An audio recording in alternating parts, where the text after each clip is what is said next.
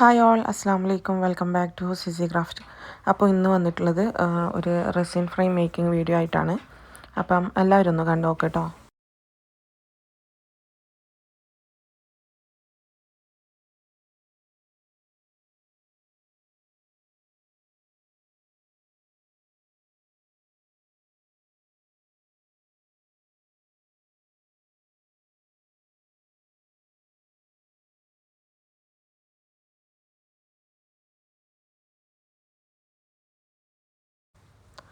അപ്പോൾ നമുക്ക് ഇതിനാദ്യം വേണ്ടത് റെസിനും അതുപോലെ ഹാർഡനറും പിന്നെ നമുക്കൊരു സിലിക്കൺ മോൾഡാണ് കേട്ടോ വേണ്ടത്.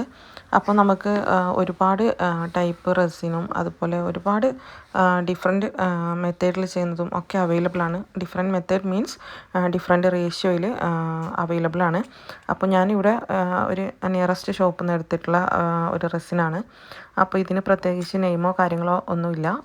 അപ്പോൾ ഇതിൽ കൊടുത്തിട്ടുള്ളത് പോലെ ഇത് 3:1 റേഷ്യോയിലാണ് 3 റെസിനും അതുപോലെ 1 ഹാർഡനർ. അതാണ് ഇതിൻ്റെ ഒരു മിക്സിങ് റേഷ്യോ ഇരുന്നുള്ളത്. അപ്പോൾ എന്ന് വെച്ചാൽ നമുക്ക് ഏതിലാണേലും നമുക്കതിൻ്റെ അളവ് നോക്കാം. നിങ്ങൾ ഏതിലാണോ അളവിനായിട്ട് യൂസ് ആക്കുന്നത് അതിൽ ഒരു പ്രാവശ്യം ഹാർഡനർ എടുത്തെങ്കിൽ 3 പ്രാവശ്യം റെസിൻ, അങ്ങനെയാണ് കേട്ടോ കണക്ക് വരുന്നത്. അതിനിപ്പം അത് മെഷർ ചെയ്യാൻ ഇന്ന കപ്പ് വേണം അങ്ങനെയൊന്നുമില്ല. നമുക്കൊരു മോൾഡിലേക്ക് എത്ര വേണ്ടി വരുന്നുള്ളത് ഏകദേശം ഒരു ഊഹമുണ്ടാവും. അപ്പോൾ അതിനനുസരിച്ച് അപ്പോൾ ഞാൻ ഇപ്പോൾ എടുത്തിട്ടുള്ളതൊന്നും ഈ ഒരു മോൾഡിലേക്ക് മതിയാവത്തില്ല. ഞാൻ 2 പ്രാവശ്യം ഇങ്ങനെ ചെയ്തിട്ടുണ്ട്. രണ്ടാമത്തെ പ്രാവശ്യം അതിൽ ഗോൾഡ് ഫ്ലേക്സ് ഇട്ടിട്ട് അങ്ങനെ രണ്ടാമത് ഒരു ലെയറും കൂടിയായിട്ട് ഒഴിച്ചു കൊടുക്കുകയാണ് ചെയ്തത്. അതിൻ്റെ ക്ലിപ്സ് സ്റ്റോറേജ് ഫുള്ളായിട്ട് മിസ്സായി പോയിട്ടുണ്ട്. അപ്പോൾ അങ്ങനെയാണ് കേട്ടോ ചെയ്തത്. അപ്പോൾ ഞാനിപ്പോൾ ഒരു 3 മിനിറ്റ്സ് മിക്സ് ആക്കിയിട്ടുണ്ട്. അത് നമുക്കിപ്പോൾ സ്ലോയിൽ മിക്സ് ആക്കണം. ഇനിയിപ്പം ഈ ഒരു റെസിൻ്റെ പ്രത്യേകതയാണോ നമുക്കറിയില്ല. നമുക്ക് അങ്ങനത്തെ ബുദ്ധിമുട്ടൊന്നുമില്ല കേട്ടോ. നമുക്ക് ഒരു 3 മിനിറ്റ്സ് മിക്സാക്കി നല്ല രീതിയിൽ മിക്സാക്കി കൊടുത്താൽ മതി. പിന്നെ ഒരുപാട് ബബിൾസ് വരുന്ന അങ്ങനത്തെ ഒരു പ്രോബ്ലം ഒന്നും തന്നെ ഈ ഒരു റെസിന് ഞാൻ കണ്ടിട്ടില്ല. ഞാൻ കുറേ പ്രാവശ്യം ചെയ്തിട്ടുണ്ട്. ഇപ്പം വീഡിയോ ചെയ്യുന്നതേ ഉള്ളൂ. അപ്പം പിന്നെ നമുക്ക് ഇതിൽ പ്രത്യേകം കെയർ ചെയ്യേണ്ട സംഭവം എന്താ വെച്ചെങ്കിൽ കയ്യിൽ നല്ല ഒരു ഗ്ലൗസ് തന്നെ യൂസ് ആക്കണം. നമ്മുടെ സർജിക്കൽ ഗ്ലൗസ് പോലത്തെ ഒന്നും യൂസ് ആക്കിയിട്ട് കാര്യമില്ല. അതുപോലെ നമുക്ക് മാസ്കും നല്ല ഡബിൾ പ്രൊട്ടക്ഷൻ തരുന്ന മാസ്കൊക്കെ യൂസ് ആക്കണം. പറ്റുവാണെങ്കിൽ സൺഗ്ലാസും ഒക്കെ യൂസ് ആക്കിയിട്ട് വേണം ഇത് ചെയ്യാൻ. കാരണം ഇതൊരു കെമിക്കലാണെന്ന് എല്ലാവർക്കും അറിയുന്നുണ്ട്. അതുപോലെ ചെറിയ മക്കളൊക്കെ ഉണ്ടെങ്കിൽ അവരെയൊക്കെ മാറ്റി നിർത്തിയിട്ട് വേണം നിങ്ങൾ ഈ ഒരു വർക്ക് ചെയ്യാൻ വേണ്ടിയിട്ട്. ഞാനിപ്പം മുകളിൽ പോയിട്ട് ആരുമില്ലാത്ത സ്ഥലത്തൊക്കെ വെച്ചിട്ടാണ് ഇത് ചെയ്യാറ്. അല്ലാന്നുണ്ടെങ്കിൽ പുറത്താണ് ചെയ്യാറുള്ളത്. അതുപോലെ നിരപ്പായൊരു സ്ഥലമായിരിക്കണം. ഇല്ലെങ്കിൽ നമ്മൾ റെസിന് ഒരു വശത്തേക്ക് മാത്രം ഒഴുകി പോകാൻ വേണ്ടിയിട്ടുള്ള ചാൻസ് ഉണ്ട്.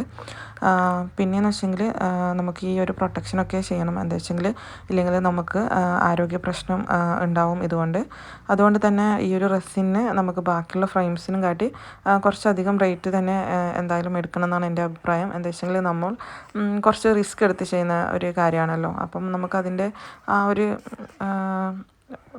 ഒരു എമൗണ്ട് എന്തായാലും ചാർജ് ചെയ്യേണ്ടി വരും. മാത്രമല്ല നമുക്ക് സെറ്റിംഗ് ടൈം ആണെങ്കിലും 12 to 24 hours. പിന്നെ ഇതിൽ യൂസ് ചെയ്യുന്ന ഷീറ്റ് എന്ന് വെച്ചാൽ ഞാൻ എൻ്റെ ഒരു പ്രിൻ്ററിൻ്റെ വീഡിയോ ചെയ്തിട്ടുണ്ട്. അപ്പോൾ ഞാനതിൽ 3ാമത് കാണിക്കുന്നൊരു ഷീറ്റുണ്ട്. ഡബിൾ സൈഡ് മാറ്റ് ടു മാറ്റ് അങ്ങനെ ഒരു ഷീറ്റാണ്. അതിന് കോസ്റ്റും കുറച്ച് കൂടുതലാണ്. ആ ഒരു ഷീറ്റ് എന്ന് വെച്ചെങ്കിൽ നമുക്ക് വെള്ളം കൊണ്ടാലും അതുപോലെ തന്നെ നമുക്ക് ജസ്റ്റ് ഒന്ന് കീറിയെടുക്കാൻ നോക്കിയാലൊന്നും പറ്റാത്തൊരു നല്ലൊരു ഷീറ്റാണ്. അപ്പം ഞാൻ അത് വെച്ചിട്ടാണ് കേട്ടോ ചെയ്യാറുള്ളത്. ഞാൻ നോർമൽ പ്രിൻ്റ് വെച്ചിട്ടും ചെയ്തിട്ടുണ്ട്. നമുക്ക് ചെയ്യാനൊക്കെ പറ്റും. പക്ഷേ ജസ്റ്റ് ഒരു കളറൊന്ന് ചേഞ്ച് ആവുന്നത് പോലെയുണ്ട്. ഇതിൽ ചെയ്യുമ്പോഴാണ് കൂടുതൽ പെർഫെക്റ്റായിട്ട് കിട്ടുന്നുള്ളത്. അപ്പം നമുക്ക് പ്രിൻ്റ് ഷോപ്പിൽ പോയിട്ട് കുറച്ചുകൂടി ഇങ്ങനെ റെസിൻ ഫ്രെയിം ചെയ്യാനുള്ള ഷീറ്റ് എന്നൊക്കെ പറഞ്ഞു കഴിഞ്ഞാൽ വേറെ ഏതെങ്കിലും ഷീറ്റൊക്കെ അവൈലബിൾ ആയിട്ടുണ്ടാവും എന്ന് എനിക്ക് തോന്നുന്നുണ്ട്.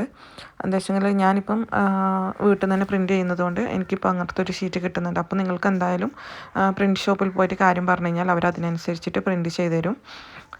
പിന്നെയെന്ന് വെച്ചെങ്കിൽ ഫസ്റ്റ് ബേസിക് ലെയർ കൊടുത്തിട്ടാണ് ഞാനതിൽ ഫോട്ടോസൊക്കെ സെറ്റാക്കി വെക്കുന്നുള്ളത്. അങ്ങനെയാണെങ്കിൽ നമുക്കൊന്ന് ജസ്റ്റ് സെറ്റാക്കിയിട്ട് വെച്ചതിന് ശേഷം നല്ല രീതിയിൽ ചെയ്യാൻ പറ്റും. ഫസ്റ്റ് തന്നെ ഫോട്ടോസൊക്കെ വെച്ചിട്ട് അതിൻ്റെ മീതെ റെസിൻ കൊടുത്തു കഴിഞ്ഞാൽ അതിൻ്റെ താഴ്ഭാഗത്ത് ഫുള്ള് റെസിൻ കൊള്ളണമെന്നില്ല. അതുപോലെ തന്നെ നിങ്ങൾ ഫുള്ള് സെറ്റാക്കി അത് അവിടെ വെച്ചിട്ട് പോയിട്ട് 24 hours കഴിഞ്ഞിട്ട് നോക്കാമെന്ന് വെച്ചെങ്കിൽ അത് ശരിയാവത്തില്ല. ഈ ഒരു ഫോട്ടോസൊക്കെ എന്തായാലും മൂവ് ആയിട്ടുണ്ടാവും. പിന്നെയും ജസ്റ്റ് ഒന്ന് കറക്റ്റ് പ്ലേസിൽ തന്നെ ആക്കി കൊടുക്കുക. അങ്ങനെ ഒരു 3 or 4 hours ഒക്കെ കഴിയുമ്പോൾ ജസ്റ്റ് ഒന്ന് നോക്കിയിട്ട് അത് കറക്റ്റ് ചെയ്ത് കൊടുക്കുക. പിന്നെ കറക്റ്റ് ചെയ്യണമെന്നില്ല, പിന്നെ അത് സെറ്റായിട്ട് നിന്നോളും. അങ്ങനെയാണ് കേട്ടോ ഇത് വരുന്നുള്ളത്. പിന്നെ ഞാൻ ഇതിലേക്ക് മറ്റേ കോർക്കിലേറ്റ് കൊടുക്കുന്നുണ്ട്. അപ്പോൾ ഞാൻ ആ ഒരു ഷേപ്പിൽ ഒന്ന് ജസ്റ്റ് ഒന്ന് റൗണ്ട് ഷേപ്പിലാക്കിയെടുത്തതിന് ശേഷം സെല്ലോ ടാപ്പ് വെച്ചിട്ടാണ് കേട്ടോ അത് ആ ഒരു റൗണ്ട് ഷേപ്പിലാണ് നിർത്തിക്കുന്നുള്ളത്. ഞാൻ ഫസ്റ്റ് ലെയറിൽ ഇതൊക്കെ സെറ്റ് ചെയ്തതിന് ശേഷം ആ ഒരു ലൈറ്റും കൂടി വെച്ചിട്ടാണ് സെക്കൻഡ് ആ ഒരു ഗോൾഡ് ഫ്ലെക്സ് ഉപയോഗിച്ചിട്ട് മിക്സാക്കിയ റെസിൻ പിന്നീട് ഒഴിച്ചു കൊടുത്തിട്ടുണ്ടായത്. പക്ഷേ ആ ഒരു ക്ലിപ്പ് മിസ്സായിപ്പോയി. അപ്പോൾ 12 hours തന്നെ ഇത് സെറ്റാവുന്നുണ്ട് കേട്ടോ. പിന്നെ ഇങ്ങനെ പോയിട്ട് ഇങ്ങനെ തൊട്ട് നോക്കിക്കൊണ്ടിരിക്കുക അങ്ങനെയൊന്നും ചെയ്യാൻ പാടില്ല. ഒരു 12 hours ഒരു 15 hours ആകുമ്പോൾ ജസ്റ്റ് ഒന്ന് മെല്ലെ അത്രയും സോഫ്റ്റായിട്ടൊന്ന് ടച്ച് ചെയ്ത് നോക്കാം ഓക്കെ ആയിട്ടുണ്ടോയെന്ന്. ഇപ്പം ഞാൻ ഈ ചെയ്തത് ഒരു 12 hours തന്നെ സെറ്റായിട്ടുണ്ട്. അപ്പോൾ എല്ലാ ടൈമും അങ്ങനെ തന്നെ ആവണമെന്ന് നിർബന്ധമൊന്നുമില്ല. അപ്പം ജസ്റ്റ് ഒന്ന് ചെക്ക് ചെയ്ത് നോക്കാം കേട്ടോ. അപ്പം ഇതിലിപ്പം അറേഞ്ച് ചെയ്യുന്നതൊക്കെ ഓരോരുത്തരുടെ പേഴ്സണൽ ചോയ്സാണ്. അപ്പം പെട്ടെന്ന് തന്നെ സിൽക്കൺ മോൾഡൊക്കെ ആകുമ്പോൾ പെട്ടെന്ന് തന്നെ അതിൽ നിന്ന് ഇളകി വരും, ബുദ്ധിമുട്ടൊന്നുമില്ല. അപ്പം ഇങ്ങനെയാണ് കേട്ടോ ഒരു റെസിൻ ചെയ്തെടുക്കുന്നത്. പിന്നെ റെസിൻ മിക്സ് ചെയ്യുമ്പോൾ ഒന്നെങ്കിൽ നമുക്ക് പേപ്പർ ഗ്ലാസ്സൊക്കെ കിട്ടും, അല്ലെങ്കിൽ ജാർ ബോട്ടിൽ അങ്ങനെയൊക്കെ വെച്ചിട്ട് വേണം മിക്സ് ചെയ്യാൻ വേണ്ടിയിട്ട്. അപ്പോൾ നിങ്ങൾക്ക് എല്ലാവർക്കും ഈ ഒരു വീഡിയോ ഇഷ്ടപ്പെട്ടിട്ടാണെന്ന് വിചാരിക്കുന്നു. ഇഷ്ടപ്പെട്ടാൽ എപ്പോഴും പറയുന്നത് പോലെ ലൈക്ക്, ഷെയർ, കമൻറ്റ് ഒന്നും ചെയ്യാൻ മറക്കരുത്. നിങ്ങളുടെ സപ്പോർട്ട് എന്തായാലും വേണം. അതുപോലെ ഇതിൽ ഞാൻ ചിലപ്പോൾ എന്തെങ്കിലും പറയാനൊക്കെ വിട്ടിട്ടുണ്ടെങ്കിൽ ജസ്റ്റ് ഒന്ന് കമൻറ്റ് ചെയ്തോളൂ. ഞാൻ എന്തായാലും ഇൻഷാല്ലാ റിപ്ലൈ തരുന്നതാണ്. അപ്പോൾ ഇൻഷാല്ലാ ഇനി അടുത്ത ഒരു അടിപൊളി വീഡിയോയുമായി വരുന്നത് വരെ thanks for watching. Bye bye.